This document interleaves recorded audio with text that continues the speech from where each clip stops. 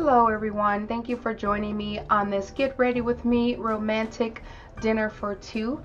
I am preparing a meal for my husband. It was recently his birthday and we did not get a chance to celebrate it due to our work schedules. So I decided to prepare a special meal at home that we're going to have once the house is shut down. I wanted to make sure it was just something extra special. So his favorite thing of all favorite things to eat is steak and mashed potatoes, and he will eat some asparagus every now and then. So that's what I'm making for dinner tonight. So I figured I'd take you guys along with me on my process, and you will see that we love well done meats all the way around. We don't like to see any pink, so cook this to your liking, but I'm just showing you what we did. So I just have 3 steaks I bought to room temperature. I let them sit for like 45 minutes, and I'm just adding seasonings to those: garlic powder, onion powder, sea salt, pepper, and I believe that's it that I used. And I'm just seasoning both sides of those steaks. So we're gonna take one and split it in half, and then we're each gonna have 1 1/2 since they're so small. But these are the best cuts, and they are our favorite. So and I think it's beef chuck steaks if I'm not mistaken. So that's what I'm doing, and I'm just putting some fresh ground pepper over the top, and I have all the other seasonings on the top of it. So I want to make sure that I get that pounded in there really well, and then I will actually let this sit. It's sitting on top of a cutting board, and then I have wax paper on top of that. I will actually let this sit while I go complete another task, so those flavors and seasonings can kind of marry together.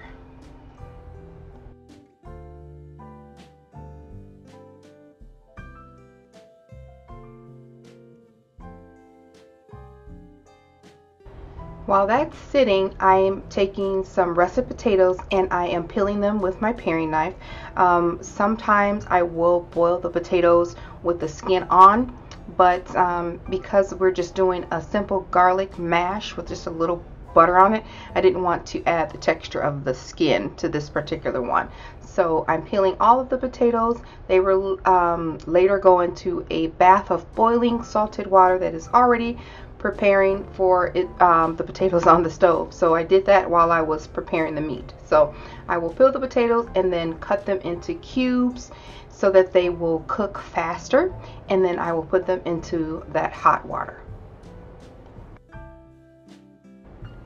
Once you're done cutting them into about 1-inch cubes, you guys probably already know this, you want to make sure that you thoroughly rinse them to get off as much of the starch around the potato as possible. So I usually take it over to the sink and rinse it quite a few times, tumble it with some very cold water before dumping it into my boiling water. So I just want to make sure that I mention that, because not a lot of people do that, and I watch quite a few cooking shows. I'm like, she didn't wash her potatoes. But yeah, just want to make sure you give them a good wash after you've already cut them.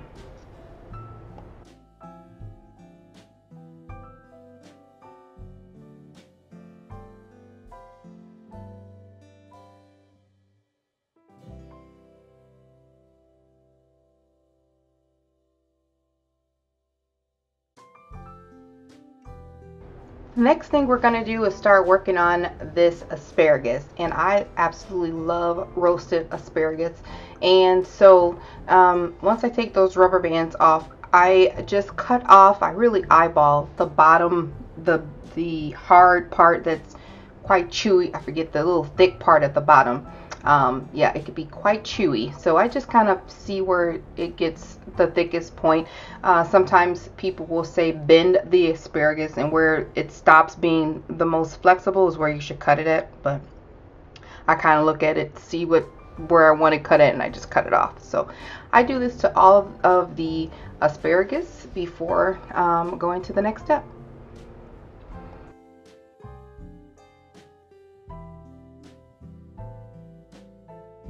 I just gave the asparagus a quick bath, making sure that I get off just all dirt and residue and grime from, you know, where I got them from the grocery store. And then I pat them dry. You can use a fresh, clean kitchen towel that you use, or I just grab a stack of napkins, and then I try to blot off as much of that water as I possibly can, because I don't want the asparagus to steam. I want them to roast. So the more water, the more steamy and it'll become. So I placed a cookie sheet. I lined it with some tin foil, and just for easy cleanup, and I'm just going to lay those out evenly.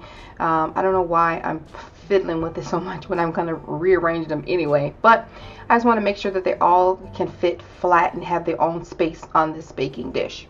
And then I'm going to start to add the ingredients. I just used a few ingredients just to give it just a little bit of flavor, and I'm going to put it in the oven. I have the oven set at 425, and it's going to go in there for about 15 to 20 minutes. You want to watch it and make sure, you know, oven temperatures may vary. You want to get it to the consistency that you want it. If you want it a little have a bite or a little bit, you know, more wimpy, that's totally up to you. So I'm taking some melted butter and I am drizzling it over the asparagus. It's a half a stick is what I melted, but I didn't use it all. So I drizzled it all over the asparagus, and then I'm adding some salt, sea salt, pepper, and lemon zest, and that is all I'm going to add to this asparagus. It's going to go at the top shelf for, like I said, 15 to 20 minutes.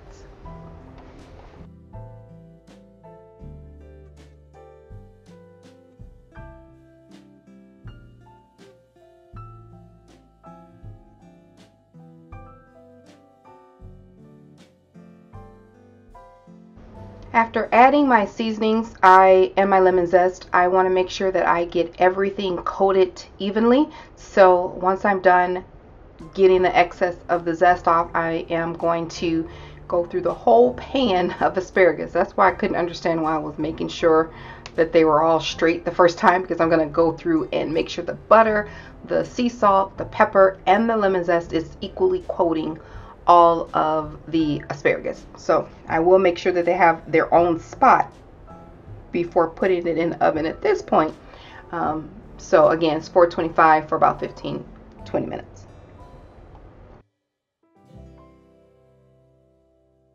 So now it's time to get this meat going. That meat has been resting and sitting in those seasonings for the duration of the potatoes and the asparagus. So I have a stick of butter here, and I know it looks like a lot. It's a stick, but we love it. It's so good when you baste it in this butter. I probably added a bit more than I'd like, but it all worked out again because the steak was fall apart in your mouth. So I'm just taking it, and I have added some thyme and some rosemary, and that will just add a lovely flavor to the steak. And then I will take my spoon and I will slowly start to baste over those steaks and make sure that they are evenly coated and cooked in this butter. And I can't even tell you, it is so tender, fall apart, juicy in your mouth when you do it like this. So, and the rosemary, the fresh rosemary and thyme adds such a great flavor, and there's not a whole lot of seasonings on the steak. It's just those 3 or 4 ingredients that I use, and I let them sit. And of course you want to keep them at room temperature so that it can soak in. It's not cold meat on there. So I let this sit. The butter was hot, so it's a nice sear at the bottom, and I just keep this going. And then so here you see me I'm trying to position myself by the camera and do this at the same time, which is just plain awkward, but eventually I get a hold of it, and I just start getting that butter on there. Child, it is so good. Anyway, so that's what I do for a little while, and I flip them over once I feel like the bottom has gotten a nice sear to it, and I do the same thing to the other side. I'll begin to rotate these steaks around the heat as I do it, so you guys will see.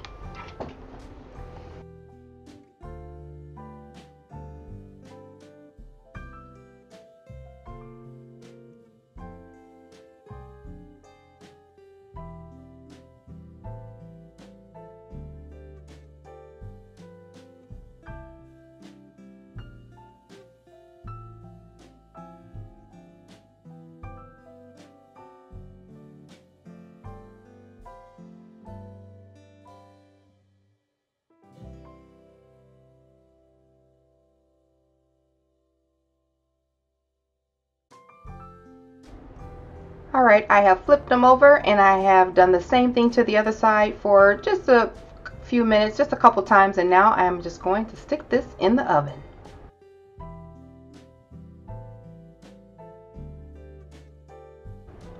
You really just want to keep those in there just as long as you reach your desired steak temperature. I only keep mine in for a few minutes just to complete the cooking process, and then I take them out and let them rest. So now the mashed potatoes are done. They are hot and I love it. They are perfectly tender. So I am just going to, I don't use a mixer. I use either a fork or a masher, and that is it. So I am just grabbing my ingredients and we're going to go to town using just elbow grease. That is the way my grandmother did it. That is the way my mom do it. And that is the way that I do it as well. That is the best way, in my opinion, for some mashed potatoes. And we like it thick and not so much chunky. You can have some chunky bits in it from the potato, but just a thick mashed potato. So here we go. The ingredients that I put in there were some butter, some sour cream, some kosher salt, some ground black pepper, and parsley and garlic salt. So, and a little bit of garlic powder. I think I added a pinch of that in there. But that's it. I wanted to have a fresh garlic mashed potato. I add the sour cream in there to add some creaminess. Sometimes if I don't have sour cream, I'll add a little bit of milk. But I prefer the sour cream. And then that's it. I just really just mash it up really, really well. I purchased a take and bake French baguette from the grocery store. We love this, and then I make like a little olive oil dipping sauce to go with it, and that's just, you put in the oven for 375 for like 8 to 10 minutes. So that's what I wanted to share with you, the bread that we were having. Alright, now comes my favorite part, is the decorating of the table, and I'm so excited. Everything that I found was at the Goodwill for super cheap. And these trays, I think they're trays, they may be like desk lap things, I don't know what they are, but they were perfect, and they're whitewash board, and they have that little panel on the side. I loved them. They were only $4.99 at the Goodwill. Now I forget what these things are called. I can't think of the name of them, but they were at the Dollar Tree. They were silver, and I painted them copper with 2 coats, but I live in Minnesota, and in between coat 1 and 2 it started to snow, and so those little blotches are mistakes from the snow, not mistakes, creative additions of the snowflakes falling on top of my wet spray paint. So I decided to leave them. I made them, I decided to leave them. So the next thing I'm adding is the plate. Oh my gosh, it was so good. I added extra melted butter over the top of everything, and then I added some of those rosemary and dried thyme on top of the steak just for added, but we're going to remove those anyway. But I just wanted to add that on there. The plates I got from Goodwill, they were 99 cents a piece. I just bought like a matching set of 2. There was a set of 8 there, but I only got 2 of everything, like the plate, the saucer, the bowl, the cup, the mug. So I really had fun searching for special dinnerware. Now I'm adding the napkins with the ring holders. The ring holders came in a pack of 6 from the Dollar Tree. They too were silver. I spray painted those, and then the napkins I got from the thrift store, I washed those from Goodwill. I washed those and folded them nicely, tucked them inside of the napkin rings. I'm adding 2 vanilla scented candles, which I will light later.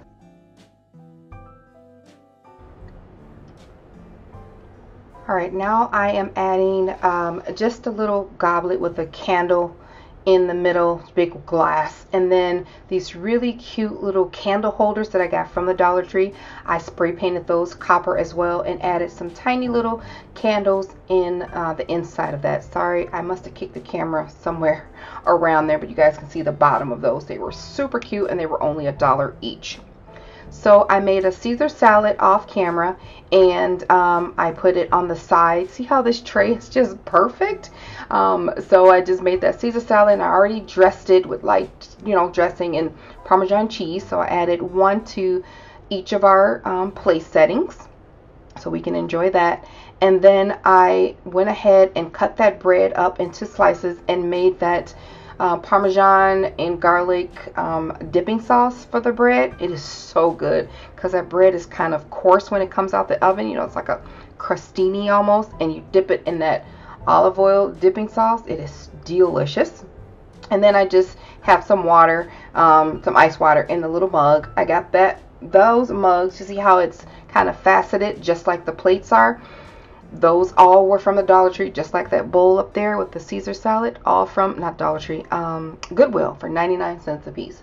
So I was so happy to find this whole set in white. You can dress any season, so any theme. So that's why I like using white dishes. So I'm just adding ice water to both of our tables, and then just so we can have something obviously to drink, because we don't drink, well, he does drink wine, and you know, I didn't want to drink any without him, so we're both having some ice water.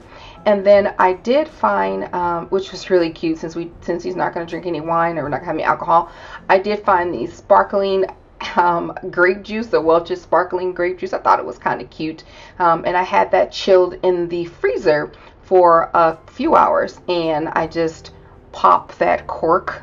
Actually, I just unscrewed it.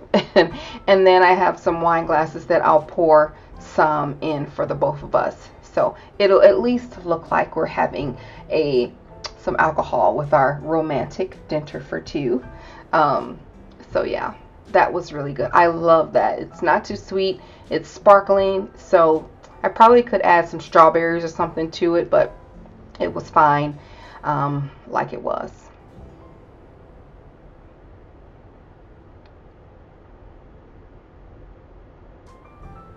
So then I'm just going to add the silverware, and I know you OCD people or you professional people are looking at that setup like the fork goes on the right, the fork, the knife, blah blah blah, the salad fork. I don't know. I just have a knife, a fork, and a spoon that I wanted us to use, and that's how I put it. So I don't know the correct order. I probably could have taken some time to Google it to figure it out, but you know, it's fine. That's how I have it. And I turned the little napkin sideways to kind of put it on there, kind of cute. And I really love how this table is turning out. Really, really cute. And then once all the lights go off, it was such a romantic setting that it really was. Really, really was nice. And the day before, I had made his favorite cake, pound cake, and I had just cut 2 slices. After I kicked the camera again on that super huge tripod, I just cut 2 slices and put them on the saucers that I got from the Goodwill. So I added a vase of flowers that he had just given me the day before. It was so pretty. I added that vase, and they're red and white and really, really cute, and added a nice touch.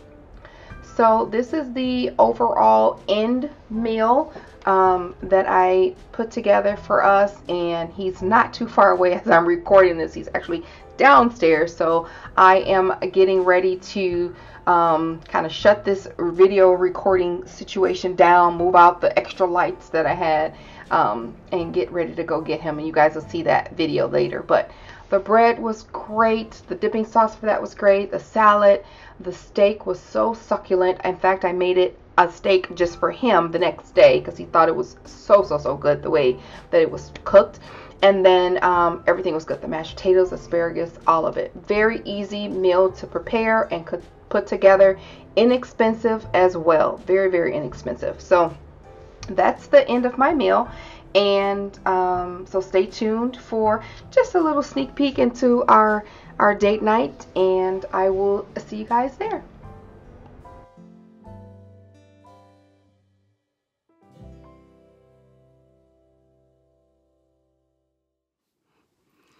Alright guys, I am done making the dinner. I hope you guys liked it. So I'm gonna go grab him because he's been in the secret hiding place until I get it all together. So, and of course it takes a little bit longer when you're recording, but I'm excited to show him what I made, and I'm super happy with how everything turned out, and hopefully you guys will try it at home. Really inexpensive. It was super easy to make, and I will see you guys later. Bye. Happy birthday, baby.